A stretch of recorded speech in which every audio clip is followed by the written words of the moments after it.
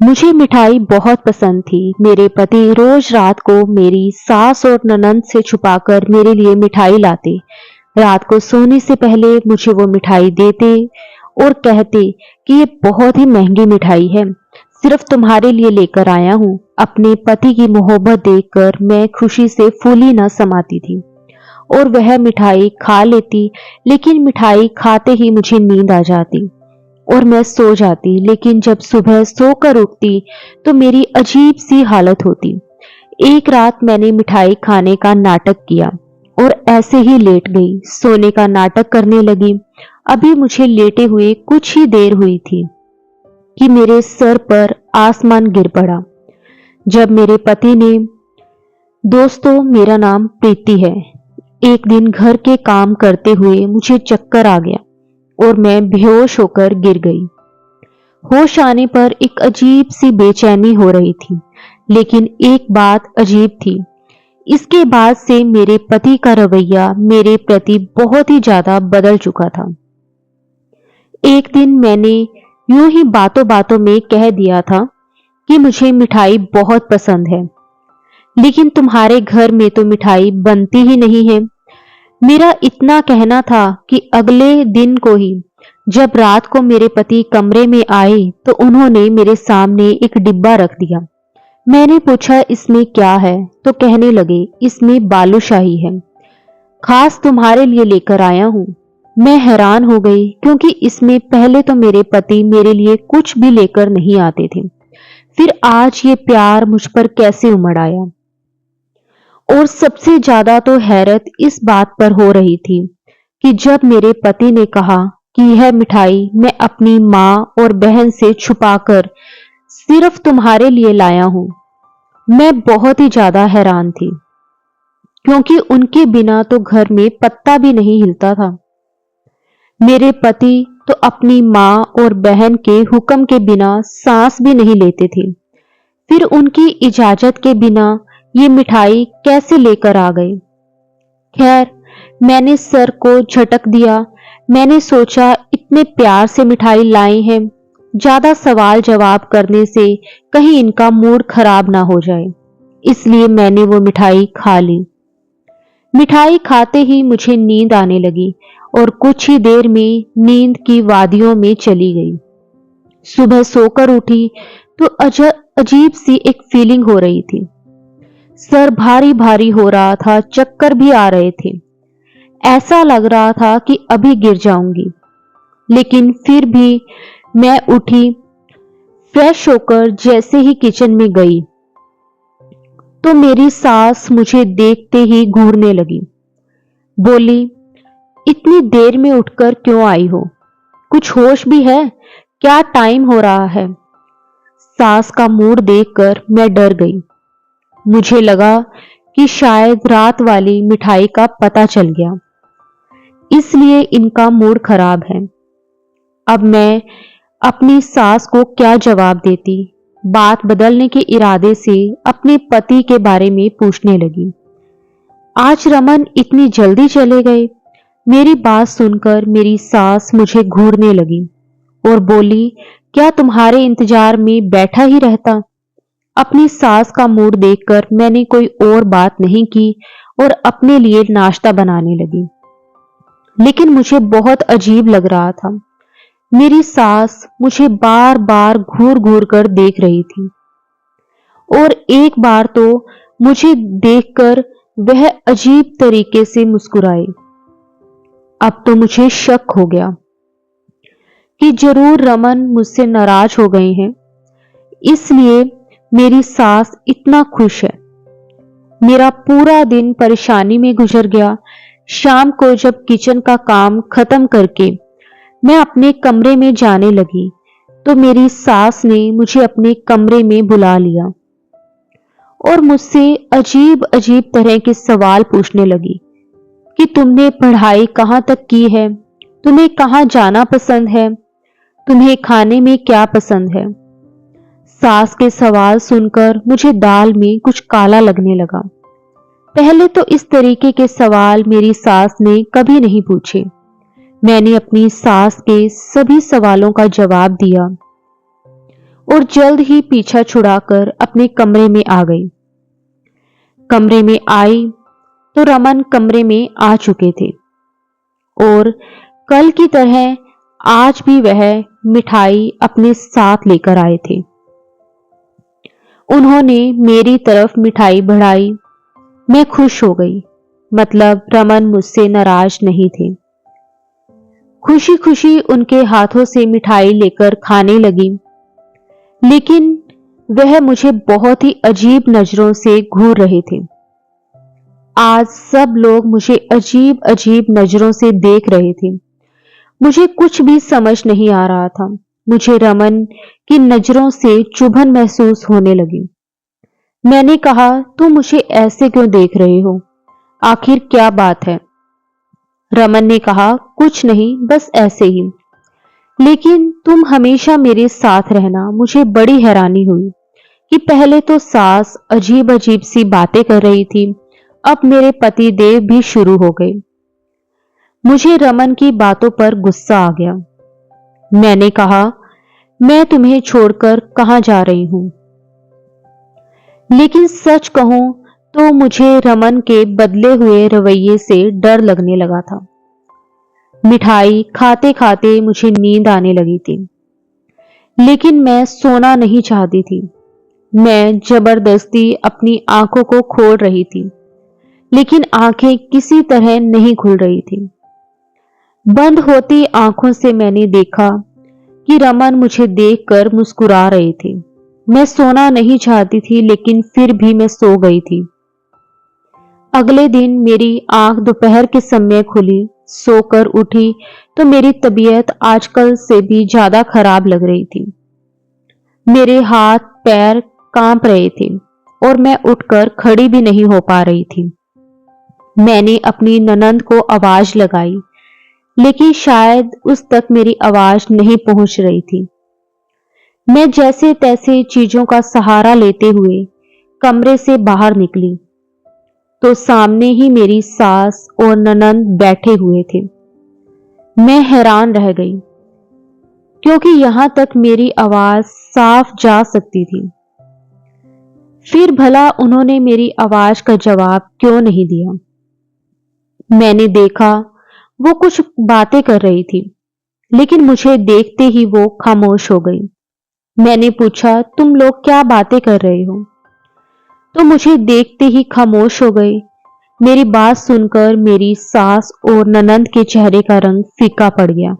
ऐसा लगा जैसे उनकी चोरी पकड़ी गई हो। अब तो मुझे पक्का यकीन हो गया कि वह लोग मेरे बारे में ही बातें कर रहे थे।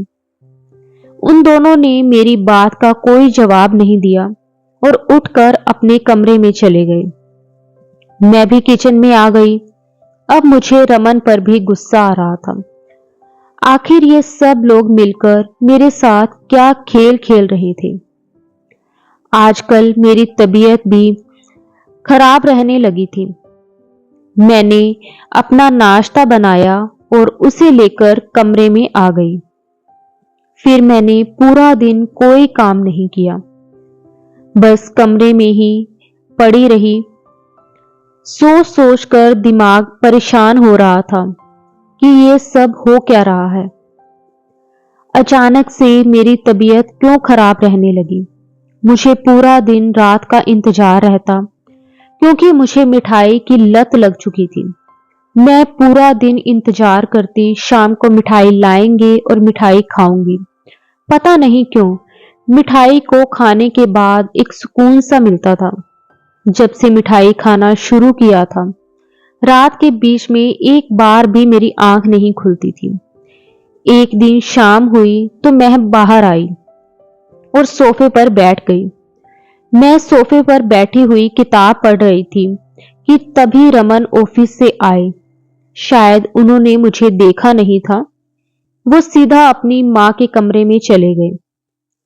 मैंने सोचा उन्हें आवाज दूं, फिर कुछ सोचकर रुक गई। मैंने देखा कि कुछ ही देर बाद मेरी ननंद भी कमरे में चली गई। बहुत देर तक उन तीनों की मीटिंग चलती रही। मैं बाहर बैठी रमन का इंतजार करती रही। बहुत देर हो गई तो मुझे रमन के चिल्लाने की आवाज आने लगी। वह अपनी माँ से चिल्लाते हुए कुछ बात कर रहे थे। मैं हैरान थी क्योंकि पहली बार मैंने रमन को अपनी माँ पर चिल्लाते हुए सुना था। मुझे कुछ समझ नहीं आ रहा था क्योंकि दरवाजा बंद था, आवाज साफ नहीं आ रही थी। थोड़ी देर में आवाज आना बंद हो गई। मैं कमरे में चली आई। थोड़ी देर में रमन भी कमरे में आ गए। उनके चेहरे पर वैसा ही सुकून था जो हमेशा होता है। जैसे वह पहले ऑफिस से आते थे, जैसे ही सुकून के साथ मेरे पास आकर बैठ गए। मैं इंतजार करने लगी कि रमन मुझे कुछ बताएंगे कि वह अपनी माँ के साथ चीख चीख कर क्या बातें कर रहे थे। लेकिन रमन ने मुझे कुछ भी नहीं बताया। कुछ जानने के इरादे से मैंने ही रमन से सवाल किया, आज आप बहुत लेट हो गए ऑफिस से आने में। मेरी बात सुनकर रमन ने कहा, हाँ आज देर हो गई, खाना भी मैं ऑफिस में ही खा लिया था। अच्छा सुनो, मैं तुम्हारे लिए आज फिर मिठाई लाया हूँ।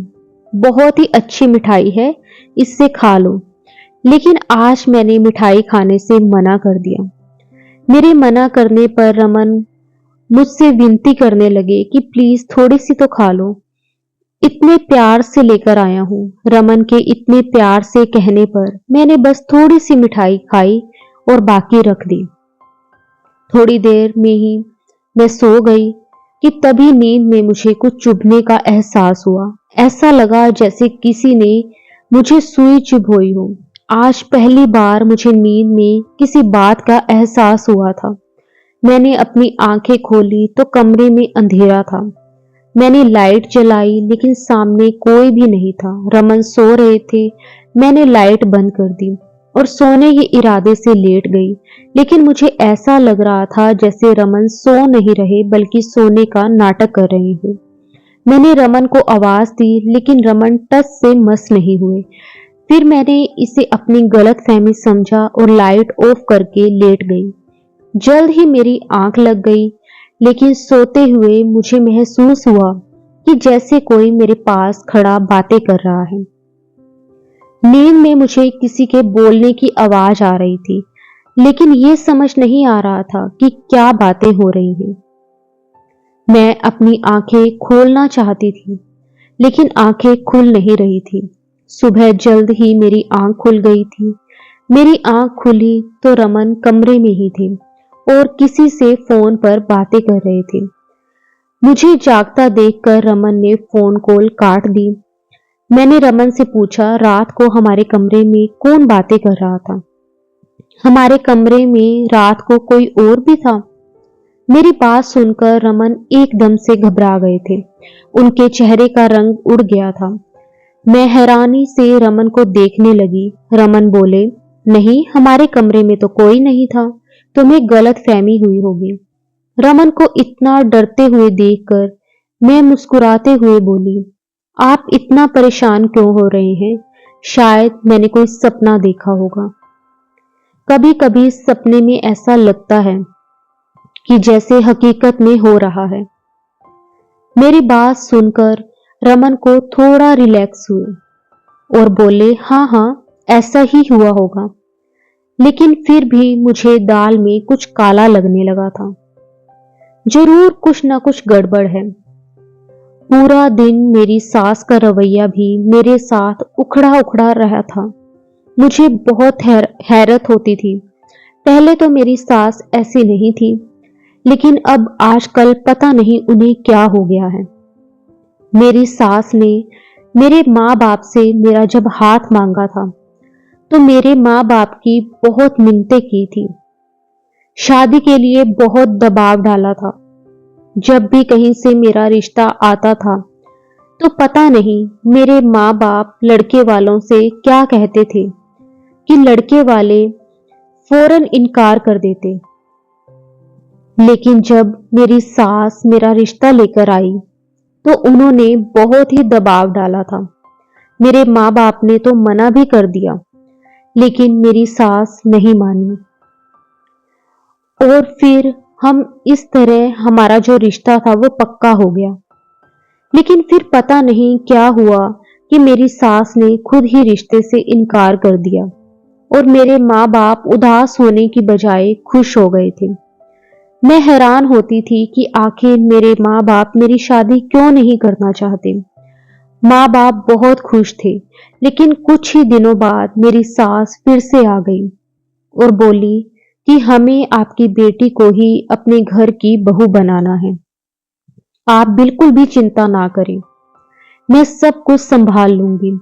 आपकी बेटी का घर बर्बाद नहीं होगा। अपनी सास की बातें मुझे आज भी याद है।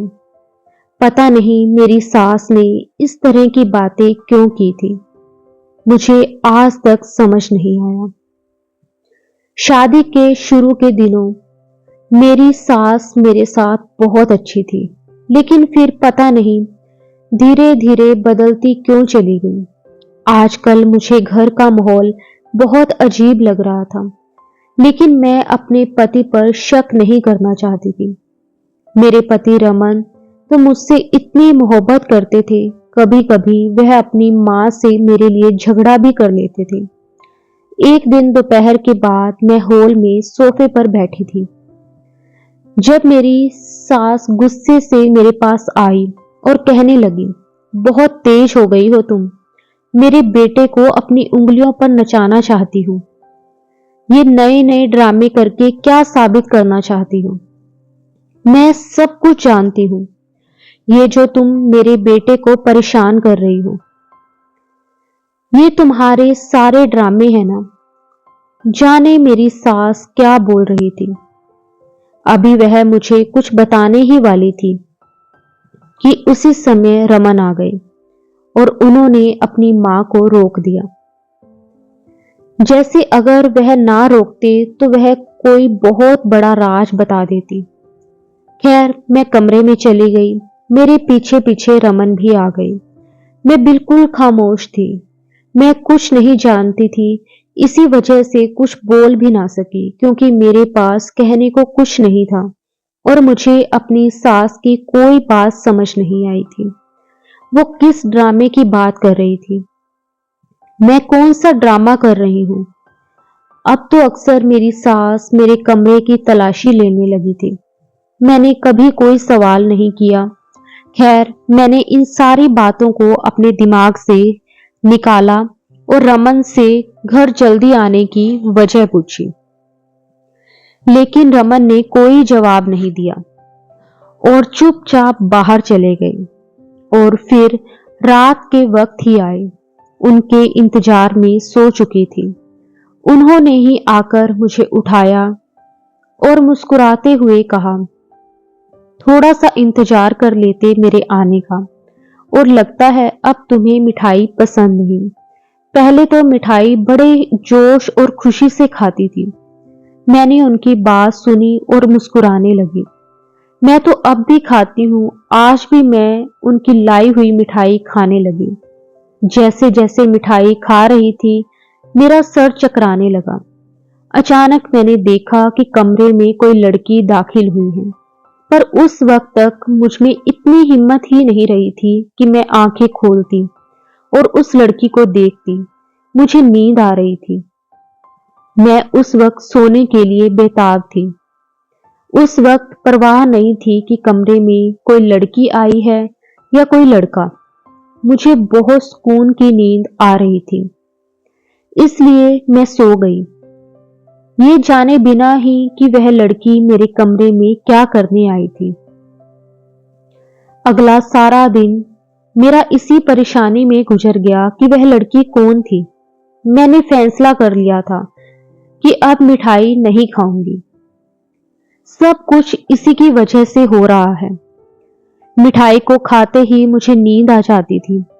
जब से मैंने मिठाई खानी शुरू की थी, घर में सारे लोग ही बदल गए थे। मेरे सास और ननद का रवैया मेरे साथ बुरा हो गया और मेरे पति का मेरे साथ अच्छा हो गया। रात के बाद जब रमन मिठाई लाए, मैंने सोचा कि मना कर दूं, फिर मैं मना ना कर सकी। कितने प्यार से रमन मुझे मिठाई खिला रहे थे। मुझे मिठाई देकर रमन बाहर चले गए। थोड़ी देर बाद आए तो किसी से बातें कर रहे थे। मैं तकिए पर सर रखकर सोने का ड्रामा करने लगी। रमन ना जाने किससे बातें कर रहे थे। मुझे कुछ समझ नहीं आ रहा था। अभी मैं सोने वाले अंदाज में लेट रही थी, लेकिन अब मुझे सच में नींद आने लगी थी। जब काफी रात हो गई, कम से कम रात के 12 बज गए थे, कि तभी कोई कमरे में दाखिल हुआ। मैंने हल्की सी आंखें खोलकर देखा तो वो मुझे कोई डॉक्टर लग रहा था। रमन ने उससे बात की। उसे सुनकर मुझे लगा किसी ने मेरे सर पर बम गिरा दिया। मेरे माथे पर पसीने की बूंदें चमकने लगी। मुझे रमन से नफरत महसूस होने लगी। पता नहीं रमन कौन सी दवाइयों की बात कर रहा था। मुझे कुछ भी समझ में नहीं आया। अचानक ही वो दूसरा इंसान जो कमरे में आया था, वह मेरे पास आया और मुझे बाजू पर चुभन होने लगी। उन दोनों की बातें सुनकर मेरी रूह भी कांप गई और जैसे ही उसने मुझे इंजेक्शन लगाया, मुझे ऐसा लगा कि किसी ने मेरी जान निकाल दी है। मेरा दिल किया कि मैं चीखने लगूं। मेरे लिए बर्दाश्त करना मुश्किल हो गया। मुझे समझ ही नहीं आया कि मेरे साथ हो क्या रहा है, लेकिन मैं बर्दाश्त करके लेटी रही क्योंकि मुझे आगे का सच भी जानना था। पता नहीं रमन मुझसे क्या चाहता था और ये सब क्या था, लेकिन उसके बाद आगे कुछ नहीं हुआ। वो दोनों कमरे से चले गए। मैं सुबह उठी तो मेरी आंखें लाल थीं। आज तो मेरी हालत पहले से भी ज्यादा बुरी हो चुकी थी और मुझे यकीन हो गया था कि रमन मुझसे कुछ छुपा रहे हैं। रमन ही नहीं बल्कि उनकी मां भी मुझसे कुछ छुपा रही थी और ये लोग ना जाने मेरे साथ कौन सा खेल खेल रहे थे। मुझे कौन से काम में इस्तेमाल कर रहे थे। मुझे नफरत होने लगी अपने पति से। मेरा दिल करने लगा मैं सब कुछ छोड़कर अभी के अभी अपने घर चली जाऊंगी। इस समय मैं बहुत तकलीफ में थी। पूरा दिन मैं अपने कमरे से बाहर ना निकली। रात को रमन आए तो मैंने उनसे कोई बात भी नहीं की। उनका रवैया भी आज मेरे साथ अजीब सा था। उन्होंने भी मुझसे कोई बात नहीं की। अचानक मेरी नजर रमन की बाजू पर गई, जहां पर एक पट्टी बंधी हुई थी।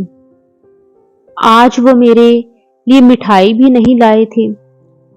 मैंने कोशिश की कि पूछूं क्या हुआ, मिठाई क्यों नहीं लाई। मुझे कल की रात याद आ गई। मेरा दिल किया कि पूछूं वो मुझसे क्या चाहते हैं।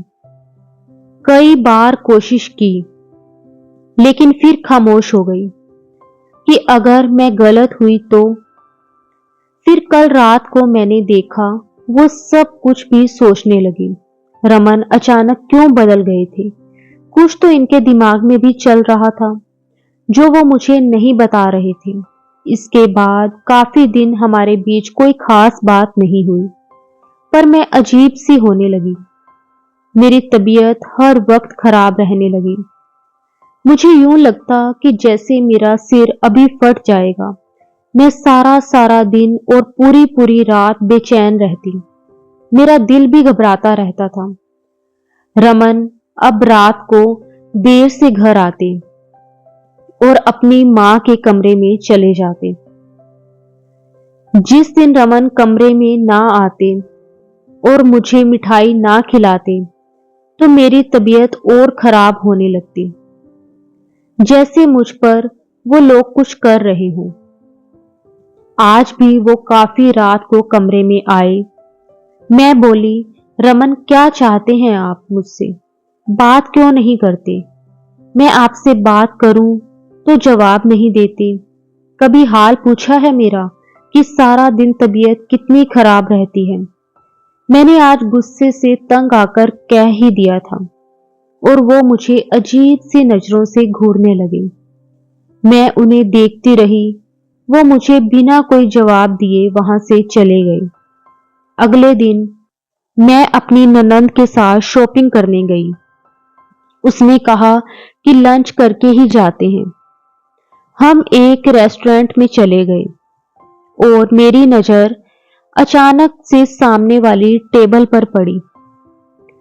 मेरी आंखें वहीं पत्थर बन गई क्योंकि रमन वहां किसी और लड़की के साथ बैठे हुए थे। मैं वहां से फौरन निकल आई। मेरा दिल किया कि रमन को गोली मार दूं, तो ये थी उसकी सच्चाई। अगर मैं नहीं तो कोई और सही। मतलब उस रात यही लड़की मेरे कमरे में आई थी। मुझे यकीन हो गया। घर आते ही मैं कमरे में चली गई। मैंने सारे कमरे का सत्यानाश कर दिया। मेरे आंसू बह रहे थे। रमन मुझे धोखा दे रहे थे। वो मुझे इस्तेमाल कर रहे थे। रात को रमन आए। आज उसका मूड पहले की तरह ही था।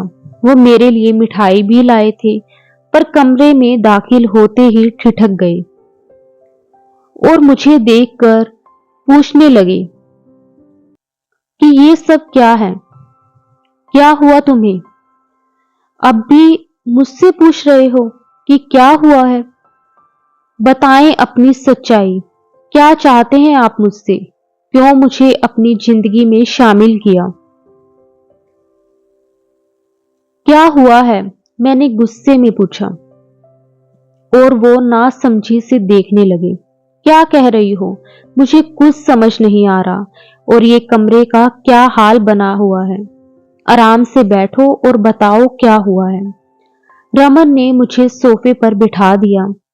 आप इस मिठाई में क्या मिलाकर मुझे खिलाते हैं और आप ऐसा क्यों करते हैं? मैंने गुस्से में आज सब कुछ मैं जानना चाहती थी। रमन ने कहा, नींद की गोलियां मिलाकर खिलाता हूं। मुझे बिल्कुल उम्मीद नहीं थी कि रमन इतनी आसानी से बता देंगे, और वो भी मेरे एक बार ही पूछने पर। मैंने गुस्से में पूछा, क्यों मिलाकर खिलाते हैं? क्योंकि मैं तुम्हें तकलीफ में नहीं देख सकता। वो बड़े ही आराम से बोले। रमन, मैं आपकी सच्चाई जान चुकी हूं। अब मुझे कोई उल्टी सीधी कहानियां नहीं सुननी। मुझे आपके साथ नहीं रहना। मुझे तलाक चाहिए। मैंने गुस्से में कहा। वो भी एकदम से ही गुस्से में आ गए। मेरी सच्चाई, मेरे बारे में और मेरे बारे में तुम क्या जानती हो? तुम तो खुद अपने बारे में नहीं जानती, फिर भला मेरे बारे में क्या जानती होगी? अच्छा चलो ये मान लिया कि तुम मेरे बारे में जानती हो, तो जरा पहले अपने बारे में तो बताओ कि तुम क्या जानती हो।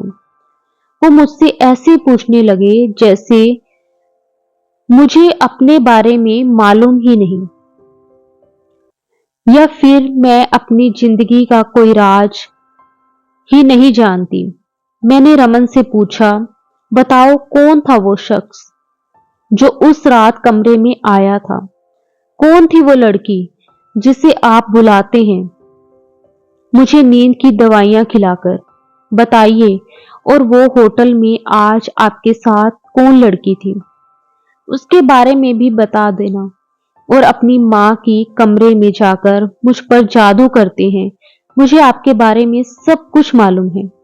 रमन ने गुस्से से चिल्लाते हुए कहा, और तुम अपने बारे में ये जानती हो कि तुम्हारे माँ बाप क्यों तुम्हारी शादी नहीं करना चाहते थे? वो सिर्फ मुझसे ही नहीं बल्कि किसी से भी तुम्हारी शादी नहीं करना चाहते थे, क्योंकि तुम एक बीमार लड़की हो और वो कहते थे कि तुम जल्द ही पागल हो जाओगी। जो भी तुमसे शादी करेगा वो तुम्हें तलाक दे देगा।